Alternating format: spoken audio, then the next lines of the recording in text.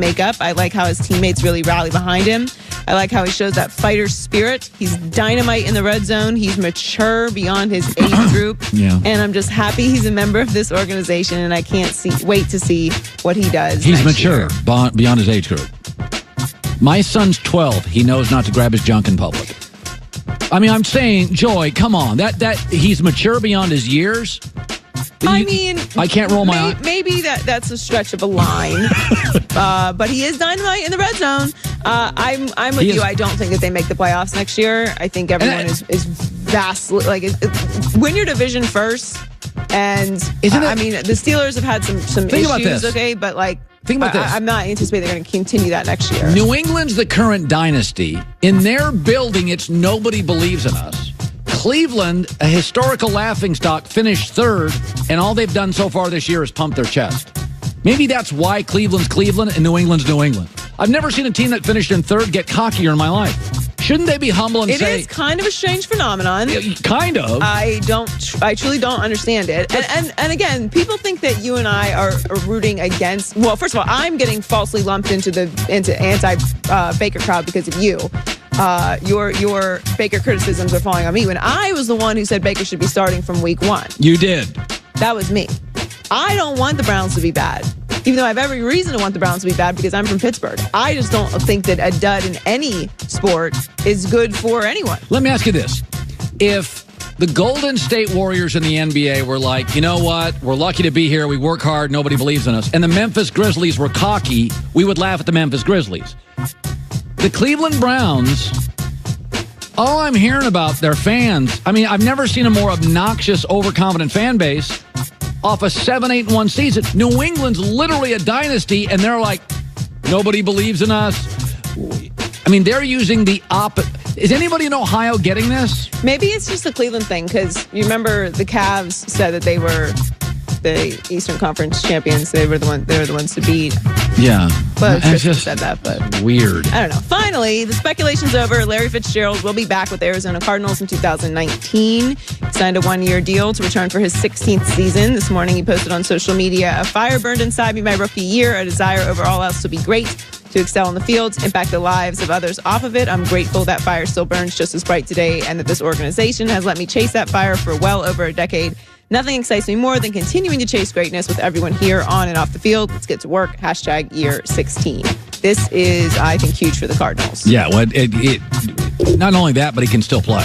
Yeah, he can still play, and it's just important for you have a developing quarterback, you have a new head coach. It's nice to have someone who's been there, who knows the team, who's respected, who's consistent and professional, and an all-time great when you're in this phase of your organization. So, and it also him saying this now lifts any kind of speculation about wondering whether he'll be back or not throughout the offseason. So this is good news for the Cardinals.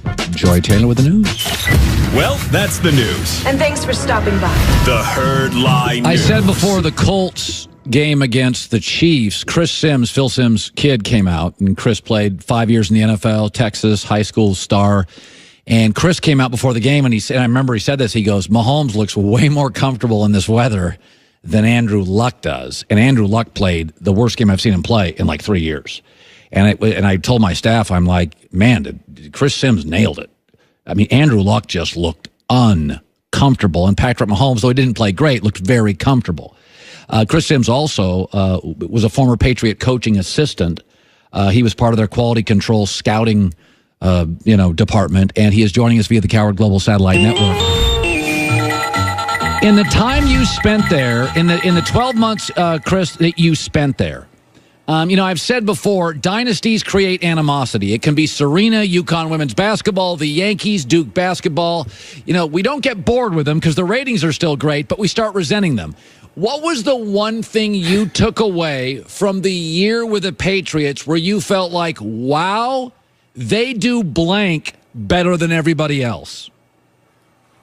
Oh, there's a lot of things they do better than everybody else, and that's why it's no coincidence that they've dominated football for the 21st century in the NFL, in a league where we try to make the rules even and make everything even on an equal playing field. But I think the big thing is just the daily attention to detail. The daily attention to detail, Colin, and then the daily work ethic. It just didn't matter if it was May 8th or if it was January 8th.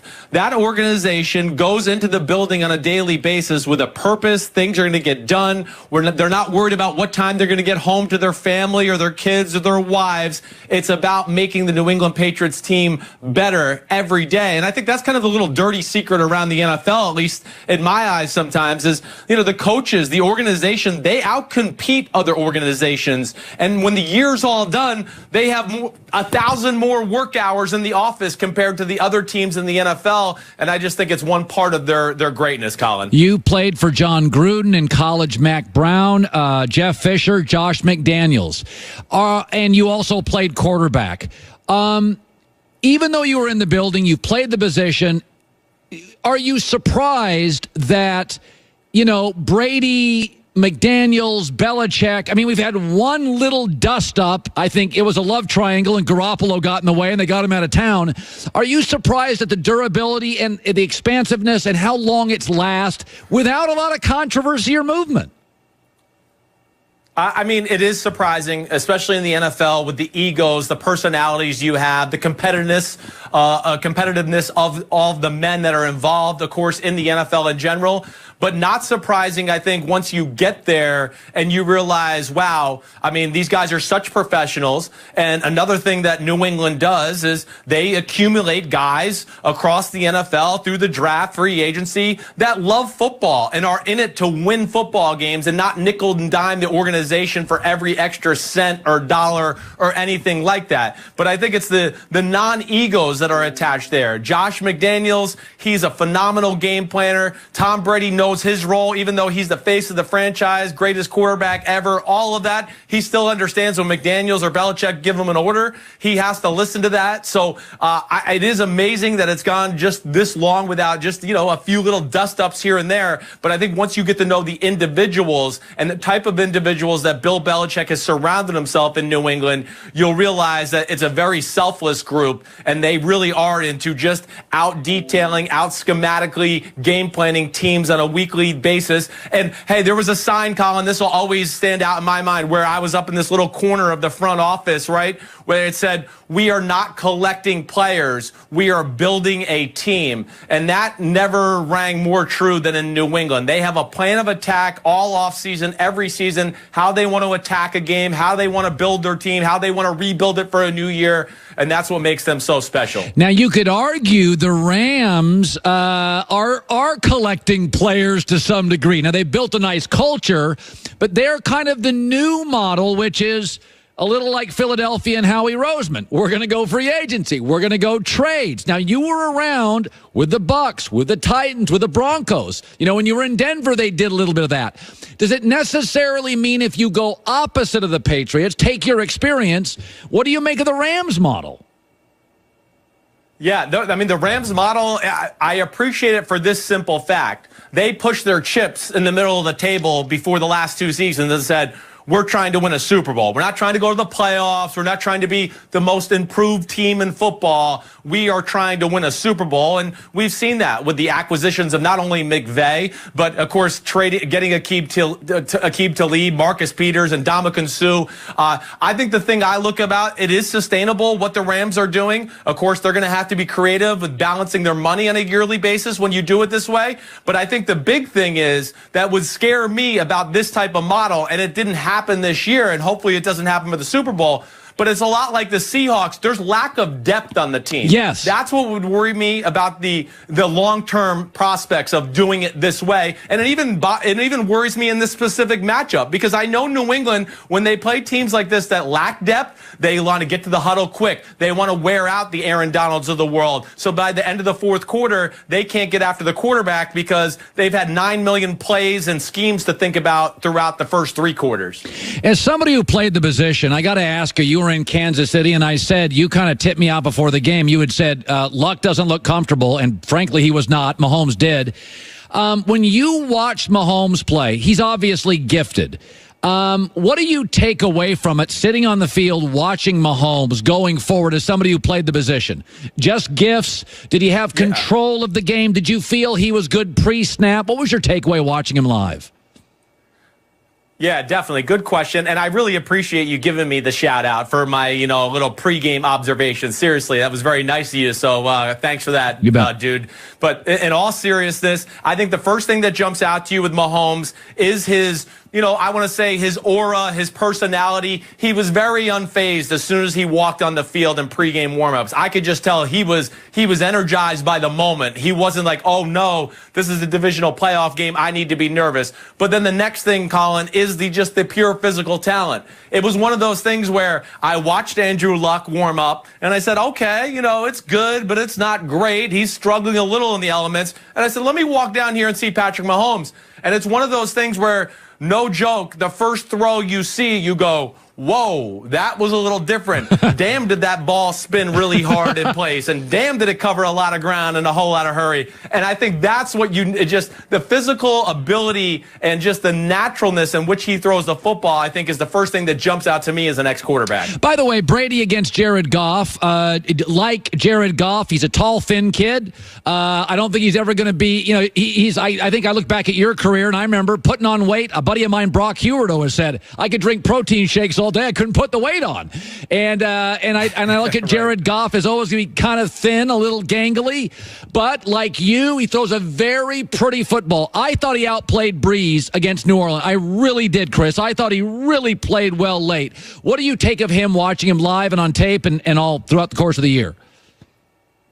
Yeah, I mean, very impressed with Jared Goff. I mean, especially, hey, he hit a little bit of a lull at the end of the season. We know that, where he didn't play his best football against the Bears, the Eagles. But I would argue before that, okay, he did some things that I still had questions about. And I know last year he threw for 28 touchdowns and 7 interceptions. But I would also argue that Sean McVay made the game very easy for him. And the teams that were playing the Rams were still getting used to McVay's offense. This year, especially before that Eagles and Bears game, the thing I take into account about evaluating a quarterback is the things they do off schedule, right? When Sean McVay doesn't call the right play and there's nothing there, there's nothing open, or he has pressure. And he made so many plays off script, whether it was the Vikings game or the Chiefs game that we saw all in primetime, the Green Bay Packers game, where I just said, whoa, there was nothing here. And he threw a 30-yard missile into very tight coverage right on the money. I think he got his swagger back a little bit last week, his confidence, and I do agree with you. He outdueled Drew Brees in New Orleans, which was impressive. He made the biggest, most impactful throws of the football game, whether it was the go route before halftime or being under pressure in overtime and throwing balls in the bootleg where he had people hitting him as he was throwing it. The continued progression is impressive for Goff, and I think we're going to be seeing him for a whole lot of years, him and McVay together. Say hi to your dad. I love him. NBC Sports, Chris Sims, you do a great job. Keep kicking butt. Love having you on the show. Thanks for making time for us, Chris. Thanks, man. I appreciate it. Have a good week, Colin. All right. He does a really good job, breaks down film. Dad's a great guy as well. Watch him. One's at NBC, one's at CBS. That's pretty good, right? That's a good deal. That's a pretty good deal when you can have multiple family members at multiple companies doing their thing. Coming up next, is it the harshest thing I've ever said about LeBron? Best for last, coming up next. Sports. We talked about the Patriots today, smart ways to do things, the way they draft, the unity, the way they coach, outwork people. And there's not so smart things in sports. Mistakes, calling timeouts when you don't have them. D Ford didn't have a great weekend. That's kind of a mental error thing, right? Well, it's the same when you're trying to hire somebody. ZipRecruiter is just not going to throw your company a bunch of resumes. No, they have matching technology, which not only scans thousands, tens of thousands of resumes, they find the people with the skills, education, and experience for your job specifically, and then they invite them to apply to your place. So you get the candidate qualified fast. ZipRecruiter's rated #1 by employers in the United States. It's the smartest way to hire. Everybody's looking for smart, qualified people that match their company's needs. You can do it right now, today, for free.